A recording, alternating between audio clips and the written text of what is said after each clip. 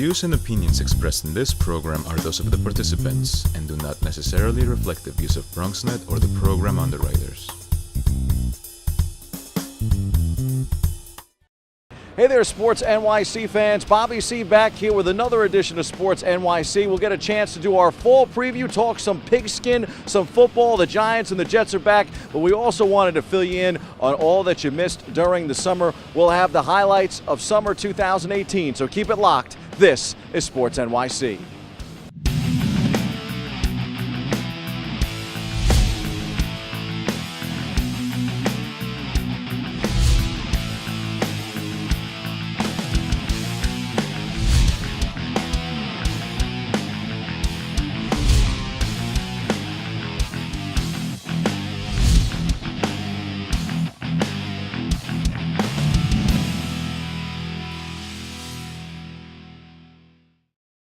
Our Bronxnet cameras kick-started the summer out in Indiana at the greatest spectacle in racing. We got a chance to walk the red carpet at the Indianapolis 500.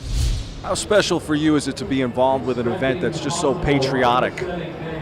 This is something that's so American, and it's so fun to be part of this, to be part of the excitement, and to be part of the environment where people are here to compete and see if the best car can win. Why is the Indianapolis 500 so special? I think it's because it's America's race. I mean, this is the one that everybody wants to see. I've met so many people out here in the crowd today from all over the world, and you did say that Monaco's going on this weekend, and then the Indianapolis is going on at the same time.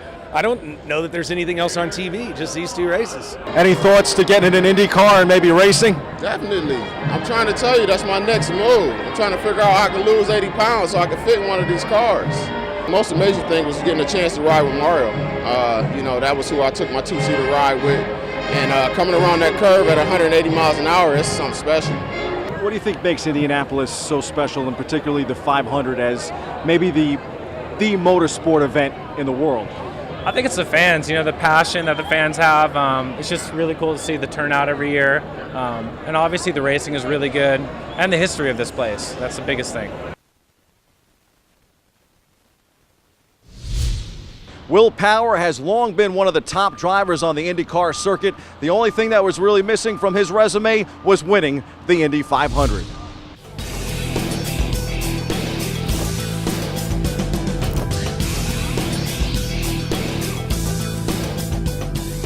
I've won so many races and poles and, led more laps than anyone. I just hadn't done it here, so I've been thinking, am I going to finish my career without a 500 win? And this month is one of the best months I've had. Very, very, relaxed and, in tune with my engineer, just working really well. The one thing he always talked about was, I've got to win the Indy 500. I've got to win the Indy 500 to get where you need to be. Will was agonizing during dinner, as far as what his setup, what his gears were going to be and that type of thing. His mind never leaves this sport. So, he's fully committed. He's made a lot of sacrifices, and to see the culmination, and I think you saw how excited he was today. You don't see that out of Will too often. He won this race today because he was the best. There's no question about the speeds at the end, his outlaps, the pit crew. I take my hat off to John Buslong and certainly to Tim Cindric, because we had 4 great cars, and that's what you got to have here. You got to have 4 bullets, 3 bullets, whatever it takes, and I'm just so thrilled. 17 wins. I guess now I got to worry about 18. He was good all day, and when he got clear, he could run fast laps, which was big for us. The thing was he was so focused on the win and doing well that it was his day, and he was going to make sure it was. You have to have that in you, and that's just the human spirit. So you got to have that determination. That's what I had, and when you work hard at something, it comes for you. It eventually comes for you. The Indianapolis 500 is always going to be a special place for race car drivers, and for one in particular, Willie T Ribs, it'll be a place he'll always remember. Our leader once again, Willie T Ribs, out in front. He's the first black man to race in the Indy 500, and this is his story. Uppity, the Willie T Ribs story, premiered at the Indianapolis Museum of Art during the race's big weekend. Ribs is the Jackie Robinson of auto racing, but despite being a Formula 4 champion in England, it was hard to break barriers in his return to America. It makes you look inside yourself and learn who you are. And all the obstacles you go through, you'll know yourself better. And you want that kind of challenge. If it's too easy, you don't know who you are. The documentary, directed and produced by Adam Carolla and Nate Adams, follows his journey of sheer determination in shattering the color barrier in professional racing. It's important to get any doc right. I think as right as you can get it. There's always a little mystery. If you don't know anything about cars and you don't know anything about Willie T, all the more reason to watch it, because then you'll go, holy crap, who's this guy? What was going on in this era? It's better. It is an emotional story. I mean, I've seen it hundreds of times through all the edits, and I still well up at the end. And you know, it's just a powerful story, and it's just, you know, it's amazing to see him win. For my entire life, the big goal was Indy, and for it to be done here in Indy, where it all happened, is special. The month of June brought the NBA draft back to Brooklyn. We got a chance to catch up with some of the prospects leading up to the big night. The NBA prospects are ready for the NBA draft, and so are we. Here's our preview.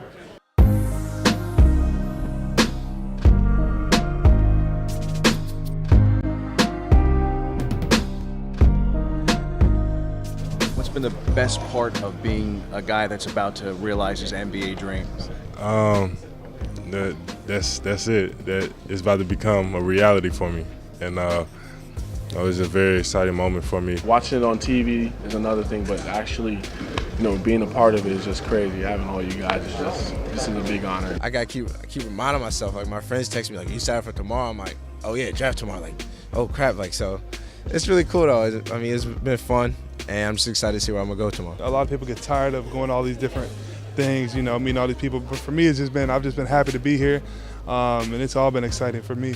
Just the opportunity to come out and play in the NBA and fulfill my dream as a kid. It'll mean the world to me. Is it hard to believe you're that much closer now to your NBA dream? I mean, 24 hours away. It's not, just simply because of how much work that I put into this. Like, I'm talking like endless hours of just perfecting things. Like, as much of a dream this was, like, it didn't happen overnight. I really worked my butt off of this. If you were an NBA franchise, why should they take you? I feel like I'm different than anybody in this class. In today's modern game, I feel like the way I play fits that modern game. Why do you think you're ready for the NBA now? My physicality, my mentality, and just how I approach every day. And I just want to build confidence in all the other guys on the court, and I'm not looking for anything myself. It's going to be a great moment for myself, but it's going to be so many emotions. Just to hear my name called, to walk up on stage with my mom and dad, and be able to shake the community's hand, that's kind of what I've been dreaming of my whole life. And here is what the top draft picks of the NBA draft had to say on draft night. I just want to come in and be the best team that I can be, especially, you know, be the best two-way man coming in. And, you know, not only, I know the game is changing a lot, but I just want to stick to the old school big man. Being down low and really trying to be dominant. It's a lot of things that I think I should get better at. So it's just about me studying myself, studying other players, just studying basketball in general, and just getting better at each thing that I put a finger on and choose to get better at. So it's a lot of things that I'm working on to help me play at this level. I think it's going to be a great opportunity to come here and play alongside Porzingis, Hardaway, and some of the other great players on the team. I think I got a new head coach in Tisdale. He's a player's coach, and I think that me and him are really going to get along. He's going to teach me so much. Porzingis is going to teach me a lot, and I think they're going to get me a lot better. Sports NYC hit the road to Greenburgh, New York, where we got a chance to catch up with the top draft picks of the Knicks at their training facility.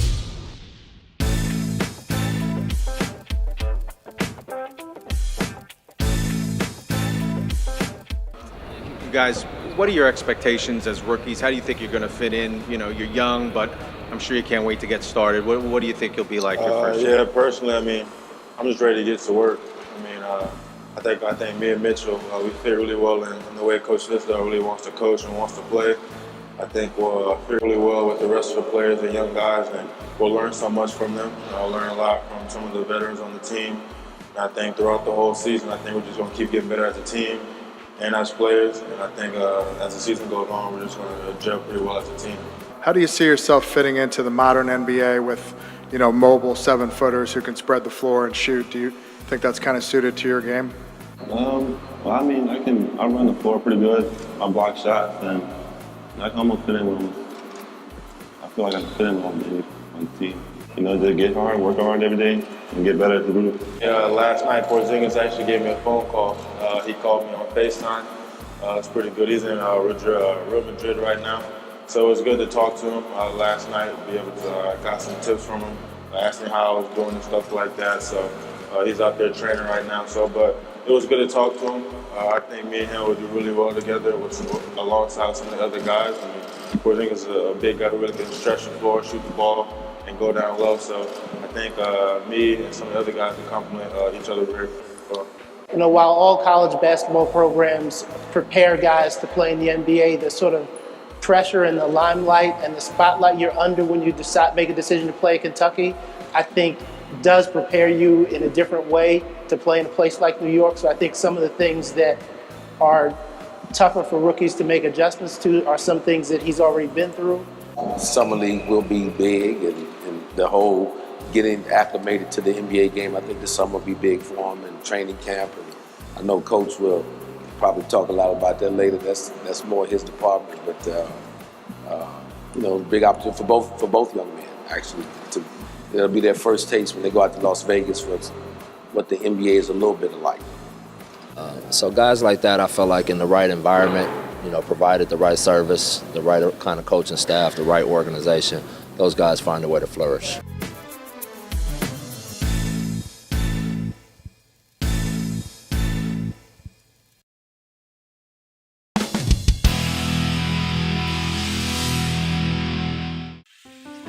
A boy born in Joplin, Missouri was fascinated by anything with wheels and a motor. The odds of him going on to fascinate millions with his talent, 1 in 260,000. The odds of this born racer having 157 career top 10 finishes in NASCAR, 1 in 125 billion.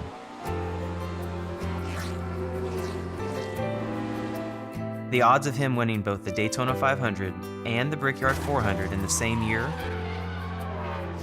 1 in 195 million.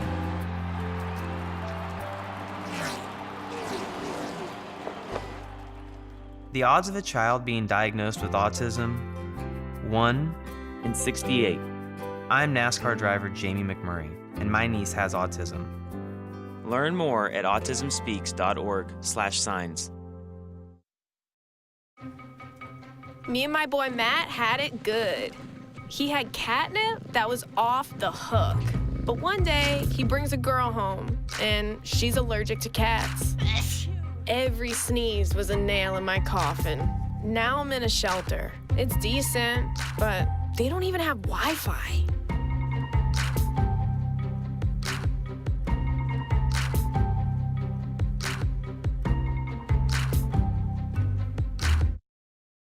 Hey, it's Ava, and this is Tess from Vivo's Do It Yourselfie, where we recreate the hottest looks from today's biggest music videos. After cleaning out our closet, we have a lot of clothes we don't wear anymore. Like this old t-shirt. It's not garbage, it's actually a brand new rug. And to make it, all you need to do is cut, tie, and glue. Cut the t-shirt into strips. Tie the strips into knots. And glue the knots to the bath mat. I love it. Give your garbage another life. And recycle. You know what, guys? There's a lot of tree branches and dry brush over here. We should probably move the bonfire over there.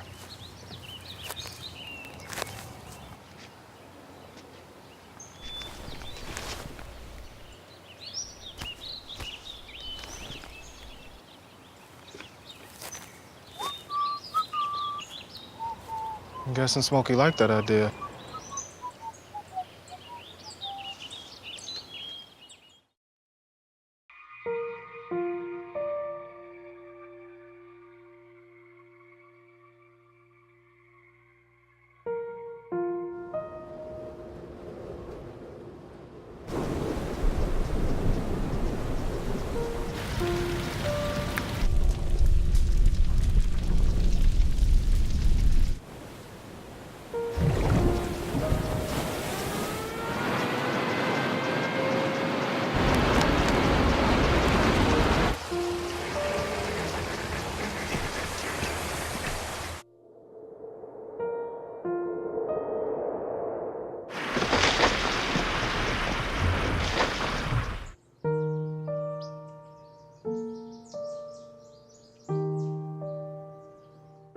Don't wait.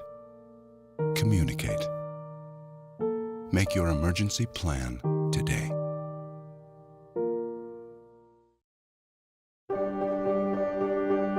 Being prepared is a part of who you are. But it's especially important in the case of a disaster. Be informed about possible emergencies in your area. Make a plan that covers where you'll go in an emergency. Build a kit with the things you need to survive. There's no one more capable of planning for your situation than you. Start your plan today. Go to ready.gov/myplan. Thanks for coming in for the interview. Oh, yeah, of course. All right, we got your personal references, your resume, high school diploma or equivalent.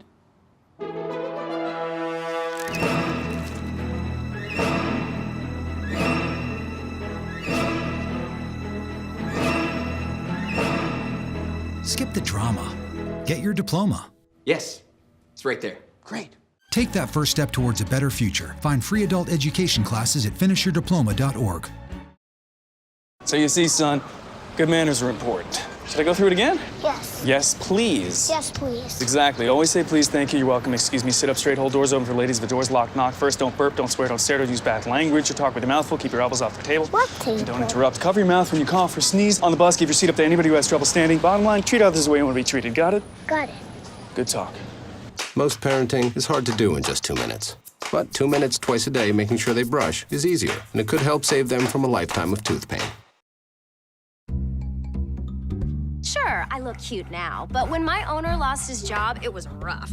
I was living on the street, and one night, me and this Cocker Spaniel got into it so bad, I wound up looking like an ice cream cone. I cried a little bit, but thankfully I got rescued, so I'm running, I'm jumping, all back to my old self. And I'm ready to give unconditional love, even if you put a lampshade on my head.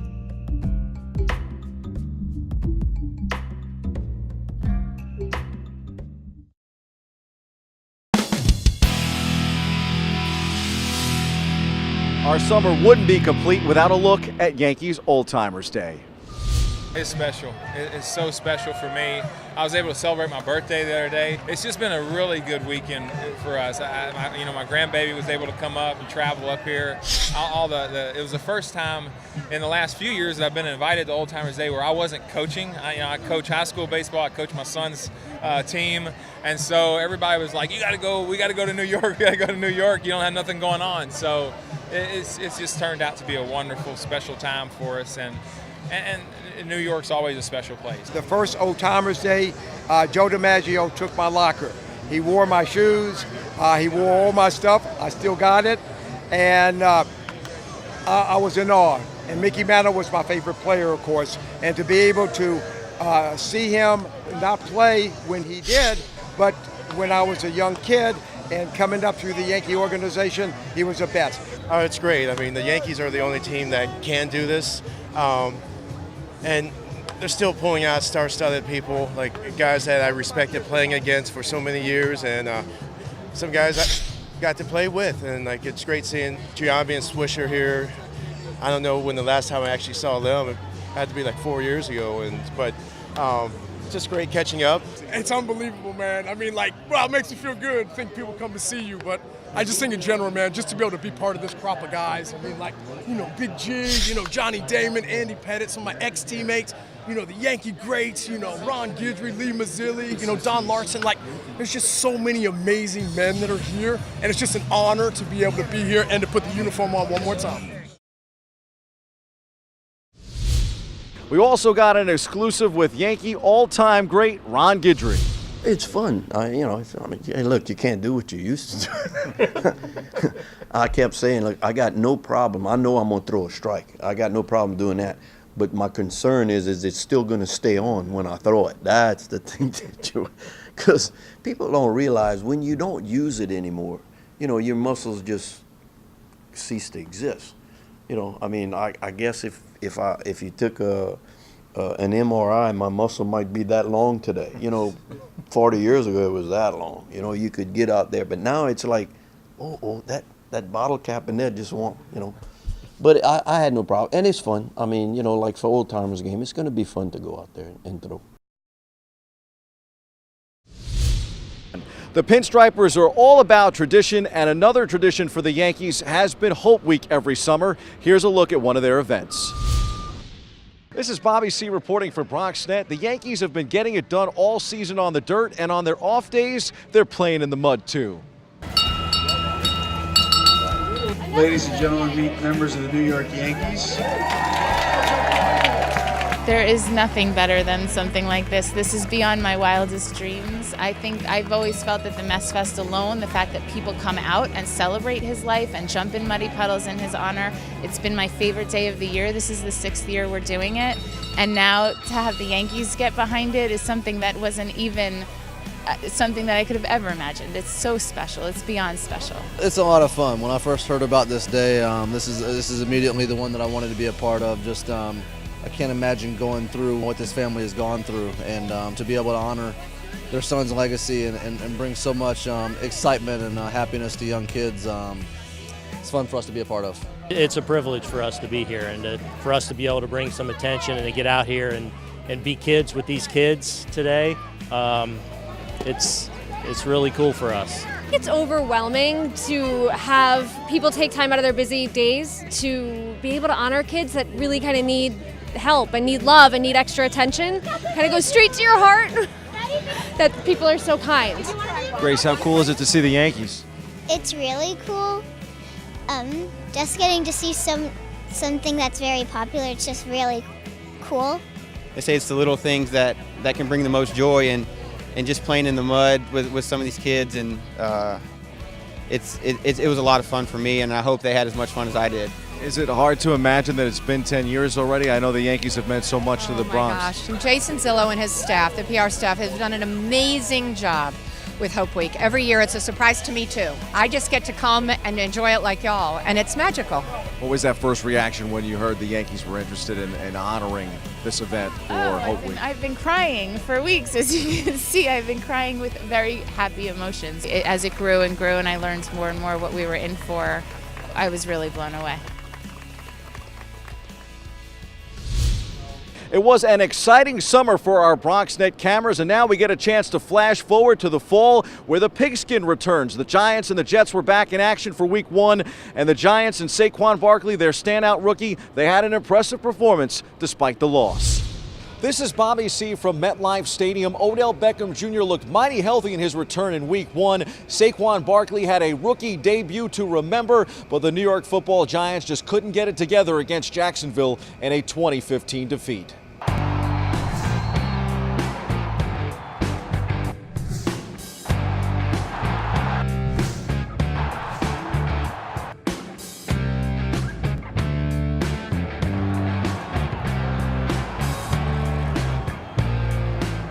Barkley, a Bronx native and the #2 pick in the draft, went for 106 yards, including a 68-yard touchdown run. It was amazing. It was a great feeling, but it was a feeling that came and go. It's one touchdown is not going to win the game, and that touchdown didn't win the game this week. So it was exciting to get in there. It was a dream come true, find end zone. I was able to keep the ball, but it was just like move on next play. Got to find a way to get in there again. Beckham finished with 11 receptions and 111 yards, and also won the battle against Jalen Ramsey. 2-3 penalties. Second, and we put ourselves behind the chain, and it was tough. And that's kind of what I just tried to preach to the offense about is not getting behind and not putting ourselves in bad situations. We're already going against a great defense. We don't need to help them anymore. So it was tough, but it's the first game. It's not the end of the season, so it's a good starting point against one of the better defenses in this league. Despite the loss, head coach Pat Shurmur is optimistic about the future of the Giants. I'm certainly hugely disappointed that we lost, for our fans and our ownership, and for those players in the locker room. I'm disappointed we lost, but there's a lot of good in that locker room, and they're going to hang together. I really believe they will, and we'll come out swinging against Dallas. The same could be said for fellow rookie Sam Darnold and the Jets and their home opener from MetLife Stadium.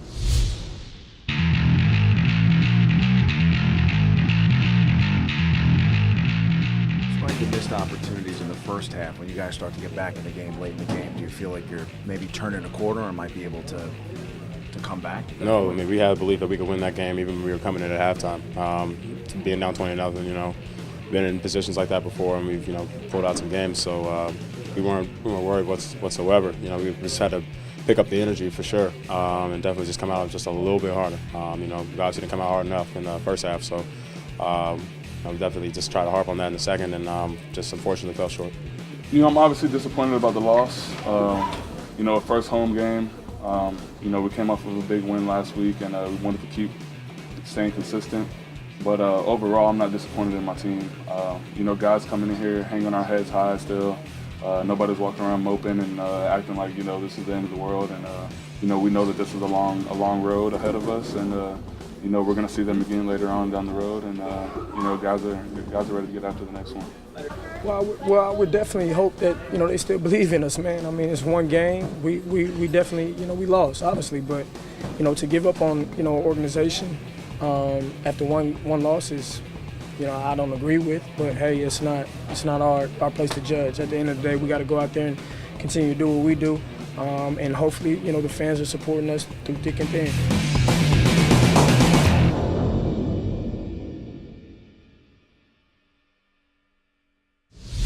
That's all the time we have here on Sports NYC. We'll see you next time on the program. Thanks for tuning in.